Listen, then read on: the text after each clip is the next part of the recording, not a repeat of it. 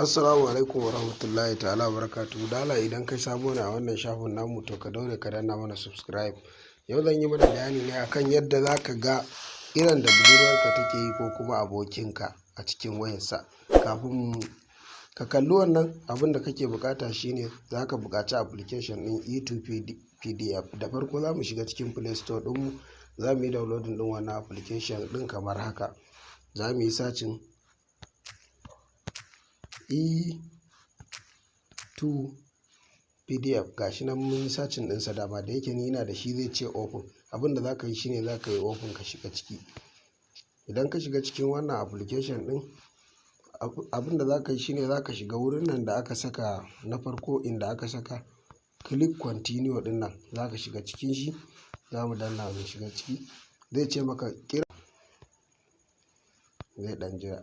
Idan message za ka kalla ko kira, abin da za mu kalla shine kira. Za mu shiga general call log din nan kamar haka. Yana da kyau ka tanadi wannan application din a cikin wayar da za ka ga information ɗinta. Mu gashi ya ce mana 26 February ne muke so mu ga information ɗin kiran da aka yi. Haka za mu sa file name a nan. Misali za mu sa account. Account shine sunan PDF ɗinmu. Abin da za mu yi a nan shine, in kana so ka sa in na shekara kake so gani ma za ka iya sawa, amma yanzu mu muna so mu kalli na wannan ranar da muke ciki ne ko kuma na jiya, daga jiya zuwa yau. Abin da za ka yi shine, mun seta ranar daga 25 zuwa 26.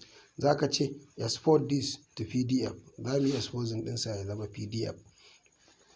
Direct a cikin wannan wayar da kake so ka gani PDF zai zama PDF. Zai ciro mana iya adadin kiran da aka yi daga jiya zuwa yau a cikin wannan wayar da muke amfani da ita.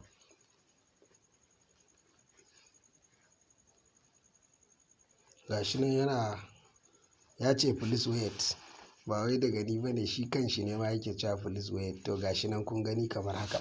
Wannan shine ga lambar da muka kira daga jiya zuwa yau. A nan wajen gashi nan ya sa mana adadin wayar da muka yi dialing. Idan kana son wannan abun, za ka iya taɓa sharing daga nan. Za ka tura shi zuwa email ɗinka ko message ko now ko cikin application ɗinka. Wannan abin ya zama PDF. To mu ba za mu tura shi ba. Dala in kai sabo ne, ka danna mana subscribe, sannan ka danna mana alamar like. Mun gode.